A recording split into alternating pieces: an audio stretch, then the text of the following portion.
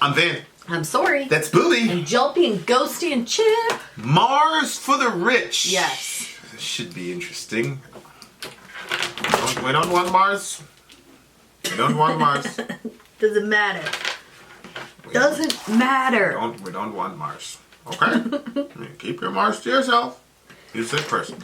Okay. Gross. For timely topical political commentary, you can hit us up at Middle America with Vin and Sori. I should be back to my regular awesome self pretty soon here, but we're in a recording blitz to catch up with everything, so there we are. King Gizzard and the Lizard Wizard, I think we've done a song for them before, doing the Rockathon. Well, actually, it might have even been Gabe that asked for it. I don't know. So anyway, this is for Gabe. So that's for the big homie Gabe. So there's multiple ways to get your song reviewed. One is to just the old-fashioned way, comment section, email, Facebook, Twitter, Instagram, vinandsori@gmail.com. And then there's my favorite way, because it's community-oriented, is join an alliance, $1 to gate on Patreon, and then after that, you get hooked up with a group that you'll get recruited very quickly. You'll get hooked up with a group that has your sort of genre. Appreciation. Yeah. And then they're on Discord. That's where they hang out. Yeah. And then there's a Disney option, which gets you right to the front of the line, which is what the big homie Gabe did. So this is King Gizzard and the Lizard Wizard. Yes. If we were going to make any money off this video, which we weren't going to because we play it straight through, they would have then taken it away because you said Disney. You're now going to have to split the profits of your video with Disney. Seduct. That is correct. Oh, my goodness. Those are big facts. Disney, there was like a fundraiser happening at some school, and they showed a clip of The Lion King or something like that. And the fundraiser had to give like $200 to Disney. It's pretty ridiculous. Anyway, Mars to the Rich, King Gizzard and the Wizard Lizard. Let's go. Go. Ridiculous.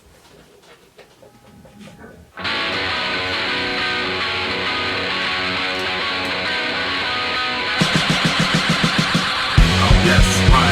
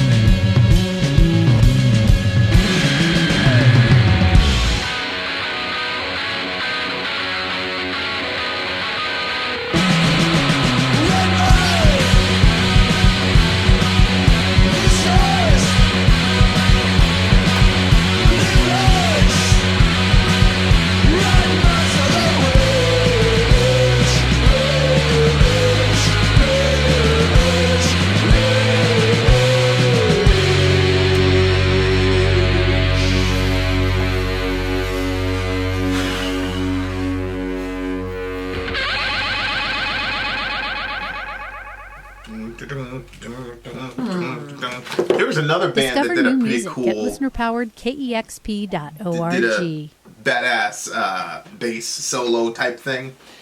We did it last week. Somebody was like, Vin finally discovers that there are other bassists besides Cliff Burton. I really like it when a band features a bass. Oh, yeah, you Like, do. Not only with the solo, but just throughout the song. And it's because I don't think I'm instrumentally inclined to be able to pick up the bass in a regular song. Oh, okay. You know what I mean? So when I listen to there's like a remastered version of not Master of Puppets, but Justice for All, Metallica, that has Jason's bass added to it or whatever. And I could tell a difference, like just A versus B, but I can't really be that's the you know, I listen to the Justice, I went through a phase where I listened to the Justice record like period start to finish, and it had no bass in it, and I didn't even know it didn't have a bass. Yeah. So I think that's me. It's like, Yeah. you know, whenever, and I remember one time when I was like screwing around with it was actually at the hospital, and they let me have a guitar, and one of the guys was like, yeah, just stay on the guitar, like, does a bass player really matter? He's like, honestly, like, I'm pretty sure that Metallica could do an actual whole live show start to finish without a bassist, but you couldn't do it without Kirk. Yeah. Like, You couldn't do it without, I don't think you could do it without drums either. Somebody would have to replace Kirk, but you couldn't just get on stage and do it. So, you know, so anyway, that was kind of my mentality. So then when I see a band like feature the bass and the bass line is running all the way through, like, I think it's pretty cool.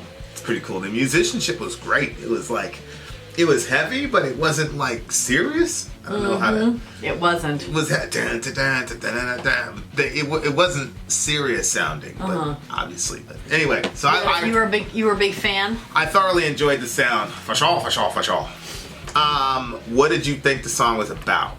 I mean, I just thought it was, you know, like you'll see the movies about something's happening to Earth, it's being destroyed, and we're gonna get to go off to Mars or some other place, but only the rich are able to be there, and everybody else is here just wishing they were privileged enough to go. Yeah, Earth has been deformed. Yeah. Yeah, the Earth has been deformed probably through war and polar I stare sadly into my beer. Well, I think, what was it? It was some disaster movie with, I forgot, Morgan Freeman. And I'm pretty sure this was a movie. Maybe I'm construing something else, but it was basically this whole debate ensued about, because there was an asteroid going to hit the world, and and then there was this debate about who to send off into the pod, you know, to escape. And you know, it was one of those like horrifying conversations where the elites were saying, look, you know, there's an obvious reason we're at the top of the food chain here. These people are not, you know, whatever. And it you know, and it's like, you know, how do you make those decisions? You know what I'm saying? So really at the end of the day, what it really would come down to would be people who have the money would be able to get that taxi, and people who don't, that'd be the end of it. Yeah, I just think if I was in charge of that whole thing, I would say, how many seats do we have? And then I would put the smartest of all of us there. Right. Well, that's, you know, I would split it up, and I would be like, you know, an engineer, you know, a plumber, you know, like all how of would them. How would you know? How could you make that? Because I'm sure IQ-wise, there are some plumbers that are more intelligent than engineers. Yeah. But the fact that the guy's an engineer, I think, was going to give him a leg up. Well, I'm saying I would take the best out of each category so they can all work together to do whatever they have to do up there. You got to have a badass farmer. But I understand Mars is probably not going to be the same. So everybody's going to have the idea. Yeah. So that's what I would do. And you know what I would do? Yeah. I would send like 3 really nice people. They would be killed immediately. Killed? 100%. It would be like Lord of the Flies all over again. That's the last people. Those are the last people you could send, and they wouldn't even take it if they were that nice. They'd give their seat to somebody else. That's true. Drug them, throw them in. So they would. Yeah, that's true. It's a terrible idea, but you're gonna have to split it up between men and women because you're gonna have to make more. I mean, yeah, it doesn't have to necessarily be an even number of men and women. I'm not I would. Wow. I would never be on the pod, babe. Wow. So I'm completely. I'm just saying, if you're gonna do it in that clinical breakdown of human life, then yeah, you're right. But then I didn't want to get clinical about that. Yeah. How could that could start so some leaving problems. the intellectually unfit to fend for themselves as a massive asteroid goes and turns them into gunpowder. That's fine, but not the other stuff about the procreation. You can't save everybody. That's the whole story, right? That's the whole thing. You can't. That was pretty much the argument. Hey, no, that was the thing. You can't save everybody. So put who you can on there. Why don't you bring these unfit people onto the ship? But my point, I think, like, if you're really intelligent, like, or rich, I feel like rich people probably believe that they should be there. Right, like, there's a reason I'm rich. Like, when you hear these yeah, but the facts are when common people talk about the 1%. Yeah. The 1% is saying there's a reason I'm a 1%. No, I understand that, but the reason why I wouldn't have put the rich there is because I feel like unless they struggle to get their way to the top, like, they don't know what it is to work. And when you go up to Mars, I don't know what you're going to be doing. You might have to dig some tunnels to survive. Like, I don't know if you're capable of working. You just, like I said, with your manicured fingernails. If you're mega rich, I mean, you're probably just going to hire. You can't. There's like 10 of you on this new planet. No, you can only fit 10 people in the pod. Own ship. You make your own ship and just get out of Dodge. Oh, well. I mean, Elon Musk is already working on that, basically. So that's true. That's what I'm saying. Like, a rich person, and I don't really know, because I've never been that rich. Like I always say, as an American, you're rich already, but I've never been that rich. So I don't know what the mentality is, but I'm certain that there is a sort of. And even if you say you didn't earn it, your dad did, it doesn't, look, I still have the same genetic makeup, so I'm inherently superior to you because, now, I'm not comfortable with this because I feel like I'm stereotyping the rich. I'm just saying, it's not so much about being rich, it's about what would really happen if a situation like this arose, and then how would you be able to justify why you get to continue living and everybody else doesn't. Yeah. And so you would have to go through these machinations to get yourself to the point where you're like, okay, yeah, I deserve it, and the other one doesn't. You know what I'm saying? That's what it looks like to me anyway. But it's a very, this is written in 2019, and so we're coming into the climax of our class war here, where, rich people are being completely demonized, which I'm not sure that this song necessarily totally demonizes rich people. Although it says the SARS, Red Mars, the SARS, the revolution where they killed Tsar Nicholas and, killed his whole family and all this jazz. Pretty terrible, tragic situation. However, they were presiding over a country that was in serious shambles, and they were living in the lap of luxury, and so it indentured all of this animus. And so Red Mars, the SARS, the SARS live large, Mars for the rich. And again, I don't know how big this band is, but if they're marginally successful, they're definitely part of that rich. And it's always another interesting conundrum. And I don't say that rich people should never speak out about this degree of predatory capitalism, but it's hard for me, like Michael Moore, we were talking about Michael Moore, he's got like a net worth of $50 million, and he spends like $4,300 a day on his nutritionist and his exercise regimen. So it's kind of like he's styling himself as somebody who speaks for the poor and the middle class and as a non-1%er, but he's absolutely a 1%er 10 times over, well, 5 times over. So it's kind of like... Absolutely. But at the same time, it's like, that doesn't mean that you can't have an opinion about it just because you're rich.